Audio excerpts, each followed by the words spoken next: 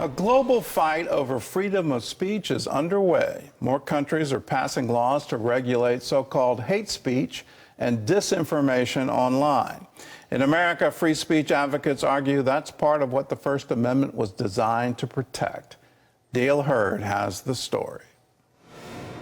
A censorship movement is rising in the world's democracies, whether it's British citizens charged over their social media posts, France's arrest of the owner of the social media platform Telegram, Brazil's shutting down X after Elon Musk refused to comply with censorship restrictions, or Mark Zuckerberg's admission that the Biden White House pressured Facebook and Instagram to censor stories it didn't like. This anti-free speech movement is the most sophisticated, largest, and global movement that we have ever faced. Legal scholar Jonathan Turley is the author of The Indispensable Right, Free Speech in an Age of Rage.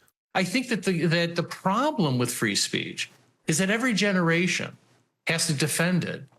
And this generation has never been more divided because they have been told that free speech is going to hurt them. A poll this year found nearly 1 in 3 Americans now believe the First Amendment goes too far. I think we need to push back on this. There's no guarantee to free speech on misinformation or hate speech, and especially around our democracy. The freedom to say what the majority doesn't like is the very foundation of a free society. And yet that bedrock freedom is increasingly being tossed aside. An investigation by the Foundation for Freedom Online found documents from Homeland Security's Cybersecurity and Infrastructure Security Agency, or CISA, that seemed to indicate as recently as last year that the agency worked with platforms to censor speech by labeling people posting so-called misinformation as domestic threat actors. The website was then scrubbed from the internet but was found using the Wayback Machine. A CISA spokesman said the agency has never censored anyone, and that the material was probably removed because it created a misunderstanding. But CISA is a part of Homeland Security, which tried to create a disinformation czar. Documents obtained under the Freedom of Information Act from USAID, a State Department program intended to strengthen democracies overseas, show that the agency encourages other nations to censor social media. In other Western democracies, the censorship situation is even worse. In Great Britain, a nation most Americans used to consider a bastion of democracy, police charge thousands of citizens each year over their social media posts.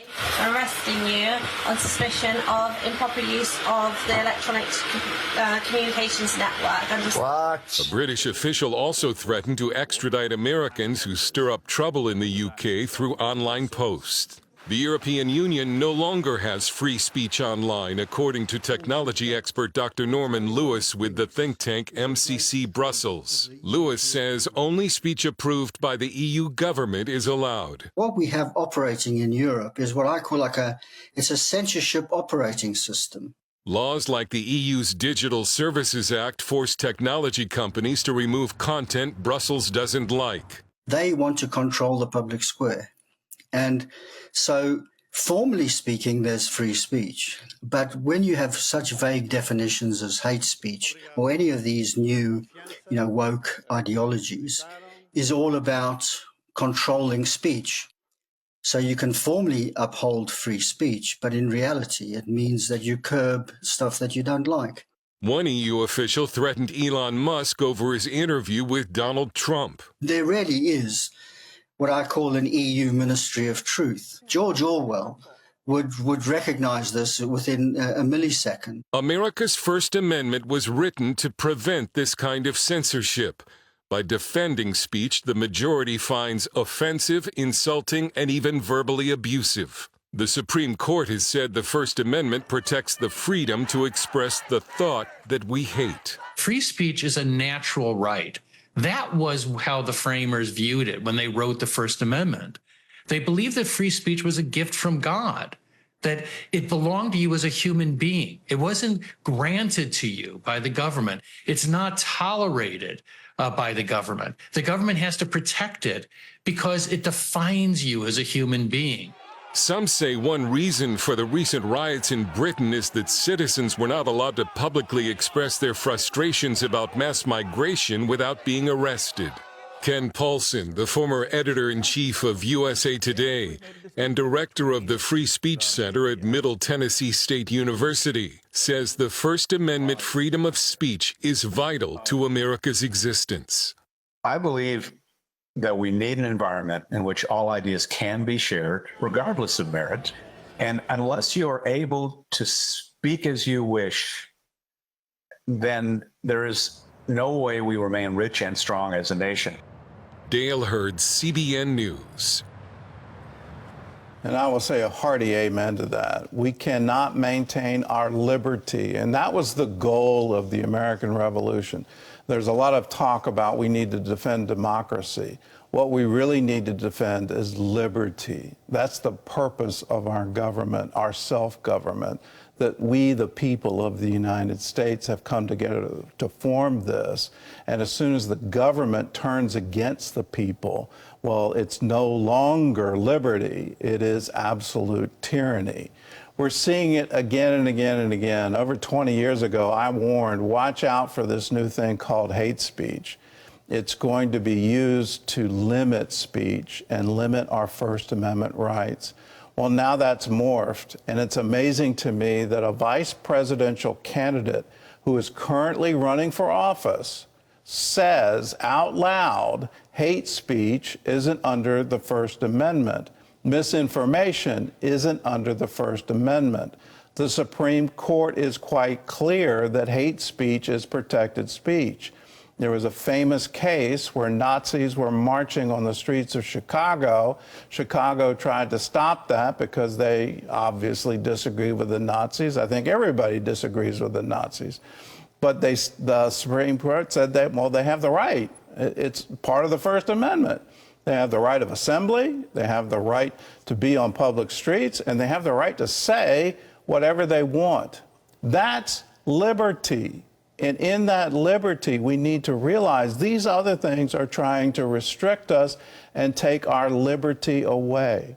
Now, we've seen it with all the COVID information, that in that one, the government was saying, well, we need to protect the lives of our citizens, and so we can't have anybody coming out and being against the vaccine. Then, well, no, this didn't originate in a lab in China. We have to shut all of that down. And it's amazing to me, self-appointed news watchdogs even came after CBN News for reporting that as, you know, a valid claim from scientists. And they said, well, no, you can't say that because that's obviously not true. What do you mean? It's news, and we have to get that news out. Here's the one that ought to be the shining example for everyone because it has nothing to do with public health. It has nothing to do with protecting minorities or protecting people who have different ideas of gender. It has nothing to do with any of that. But it was repressed speech. It's the Hunter Biden laptop. That should have been a major story in our last election, and it was absolutely squashed. That shows the power of what's happening in our culture today. Here's something for you, and it's a test. I saw a video just yesterday on the internet where someone was quizzing, I think it was Alexa, but it was one of the AIs. You can ask questions. And so the question was asked, what reasons do you have for me to vote for Donald Trump? And the response came back, I don't participate in politics. And then the next question, what reasons do you have for me to vote for Kamala Harris? And there became a long list. If that isn't trying to suppress one viewpoint and favor another, I don't know what is. In our culture, we need to stand for liberty. We need to stand for free speech because it's in the free competition of ideas that the best ideas always win.